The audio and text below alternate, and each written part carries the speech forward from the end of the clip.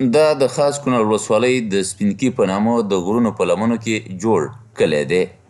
د دې کلي اوسیدونکو په خبره د ژوند د نورو ډیرو ستونزو ترڅنګ د څښاک اوبو د نه شتون سره مخ ول او د ډیرو لرو پرتو سیمو سرخلاصو چینو به یې اوبه راوړلې. کونړ کې د کانونو او پترولیم مسؤلین وایي دلته یې د نیمه قیمتي ډبرو کانونه د سپړنې په موخه څو افغاني شرکتونو ته ورکړي او د همدغه شرکتونو په مالي ملاتړ خلکو ته د اوبو شبکه ورغوله. قراردادي شرکتونو چې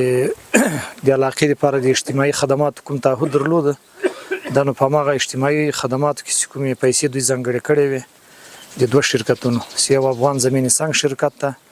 یو امان عرفان درانی په مشترک ډول باندې دغه پروژه تطبیق کړله او دا ټولو کورونو ته الحمدلله ستاسو شاهدان یې د هر سړي د دروازې مخې ته نلکۍ ورغله د څښاک اعلی او بهترینې اوبه ورته مهیا سوې.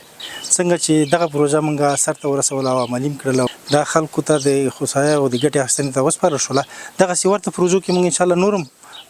عملي ګامونه اخلو او مالي لګښت به پکې کوو او ورسره د دې په څنګ کې د دې ولس چې څه اړتیاوې انشاءالله موږ به پوره کوو. بل پلو د سپینکي کلي اوسیدونکي وایي د لمریزې برېښنا په مټ د څښاک اوبو شبکې ته ځکه خوښ دي چې کلونه وروسته له حیاتي نعمت برخمن شول. ورور از منګه وچ علاقه و د اوبو مشکل هم ډیرو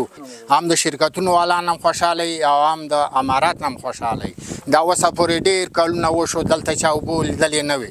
نن هم خدای فضل په کاله کې اوبه بیږي. المشاهده ویني چې دلته د یو شرکت له طرفه ذخیرې مثلا د اوبو بنا سوي دي همدارنګه اوبه را روانې دي په هره منطقه کې موږ دا غواړو چې اوبه هر چیرې به یې ورسوو او د مسلمانانو ستونزه مشکلات سره حل کړو. د یادولو د کونړ کې د کانونو او پترولیم مسؤلین وایي په همدغه سیمه کې به خلکو ته د کانونو قراردادي شرکتونو په همکارۍ نورې رغونیزې پروژې هم ترسره کړي.